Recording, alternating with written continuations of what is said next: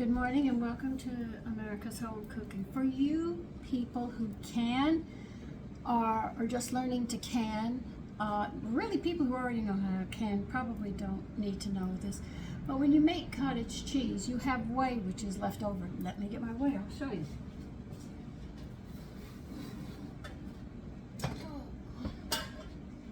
I have whey right here. Yes, this is full of whey. I'll show you. Here it is right here. Now, this is too much for me to just keep it to the refrigerator. And I use whey with a lot of, I have bread that I'm actually making breadcrumbs with because I'm going to need them on Sunday. As I was saying, some people who make a little bit of cottage cheese, you can stick it in the refrigerator, but I make a lot and I use whey in my breads, gravies, pasta, whatever, rice as well. So I want to make sure that I don't waste any of this. The whole thing is waste not, want not. When you work in a kitchen, and the frontiers women could not afford to waste, because when they wasted, their family paid the price of all that waste. And a lot of them would have the scraps that they would have left over, the peelings and stuff, they would sit there and feed them to the hogs, which would give them the meat, and they wouldn't have to buy extra food for them as well. So there was a lot going on at that time. Now, do I have hogs? No, I don't. Okay, so I treat my peelings, you know, I bury them in the garden or I'll give them to sanitation. But that's what they used to do. But I'm gonna show you how I can. Now, canning whey is called a cold pack because your canner is going to be cold, the water's going to be cold, the whey's going to be cold, the jars are going to be cold, everything's going to be cold. So what you do is you sterilize your jars, put them in your oven after you clean them at 220 for approximately 20 to 30 minutes, and then they're sterile. Let them completely cool, which I did this morning. Then I went shopping, so mine are very cool now. And the only thing you're going to do is we'll get these jars and then we'll get the canner set.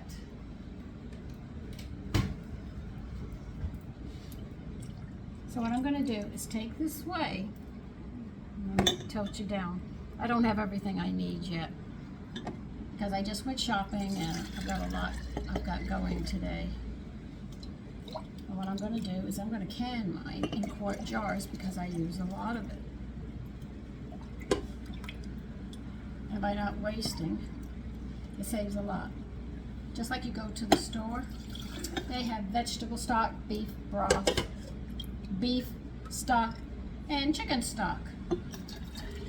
Well, you have lamb and veal and pork and wild game and turkey and stuff.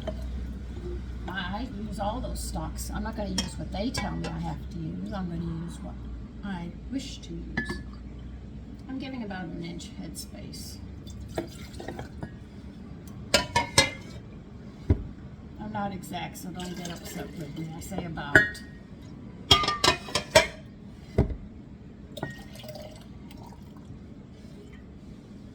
And this little bit I have, I will use anyway. I'm not going to throw it out. So see, even if you make cottage cheese, if you don't make it often, you can put the whey in the refrigerator and use it. But you do not know how much we waste today compared to yesterday, and I have about 1 3/4 cup left. That's fine by me. I'll use it. I need a container.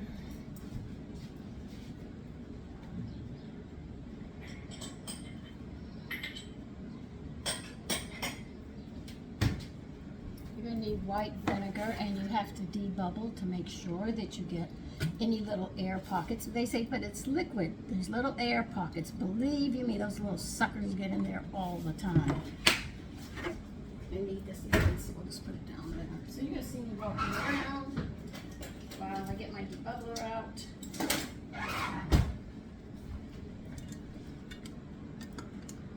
I haven't even put the water in the kettle yet, in my canner yet. I'll get it all done. Okay, you can use a napkin or paper towels on this next part. I'm going to wipe the rims down just like if they were hot and boiled. try not to get it in there. It burns my finger because I have a cut on my hand.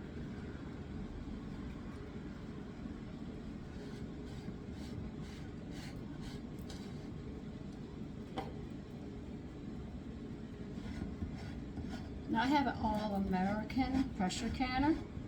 I don't know what kind you have. Do read those instructions, they're very important. I've seen people try to use things and they don't follow through on those instructions.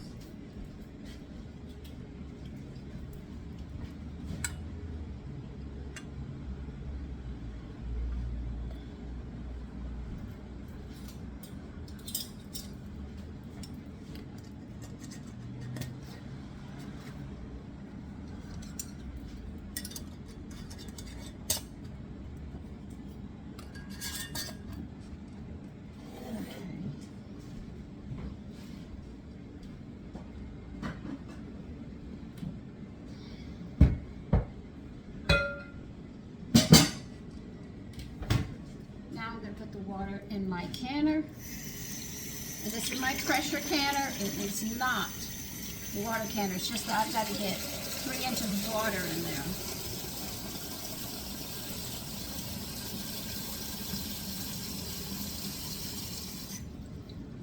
there. And measuring cup I'm using is a 2 quart. And I know it takes 3 of these to get up to the 3-inch level. I measured it out, so I just didn't have to measure it all the time.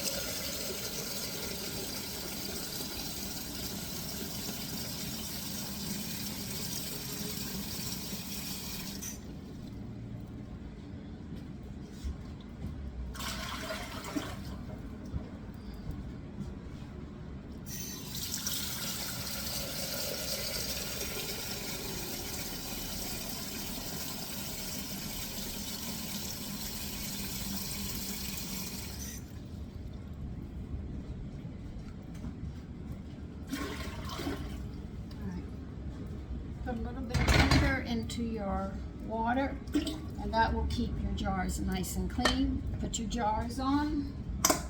Make sure you have the tray on the bottom. You cannot put these jars straight on the bottom of a pot.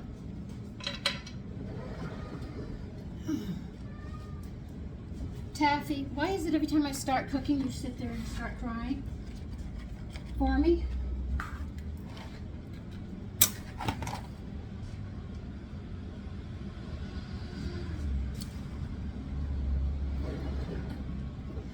Now I have to grease the bevel parts of my pot.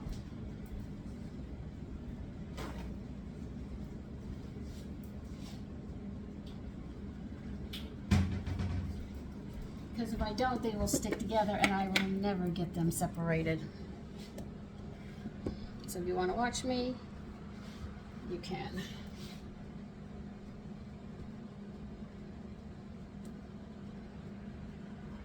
Somebody thought I was using a pressure cooker and putting Vaseline in my food. No, I wasn't. I was talking about my canner. And all the jars are sealed, so.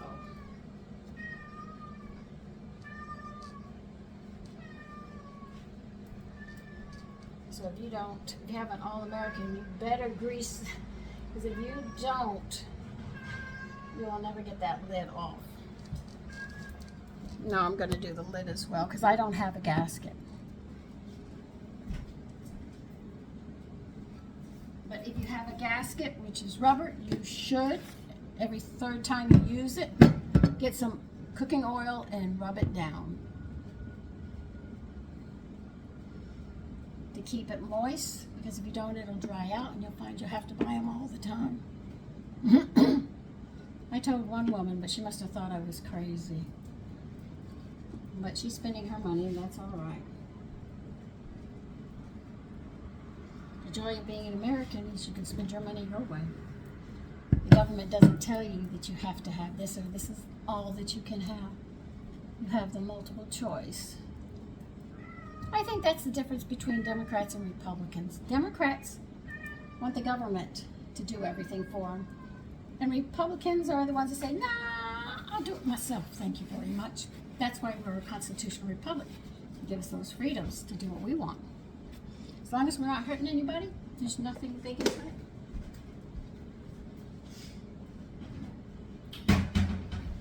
The local governments try to take your rights away. Oh boy, do they. But anyway, that's enough politics for today. I'm done with that. I'm cooking and I'm canning. Now I'm going to put the lid on. I have the flame underneath it, building up. I probably will not get this thing straight, but I work at it all the time. It always seeps a little here and a little there. It's quite annoying. That feels pretty straight.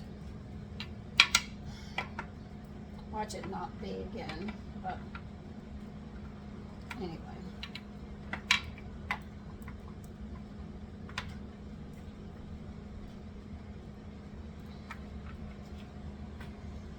Alright, once you get them set, you're going to tie these down tight.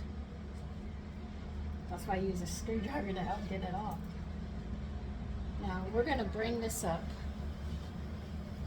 and vent it 10 minutes. You're going to have to vent it for 10 minutes. All right? That's mandatory because if you don't, you get air bubbles in there and it can pop that little pressure gauge.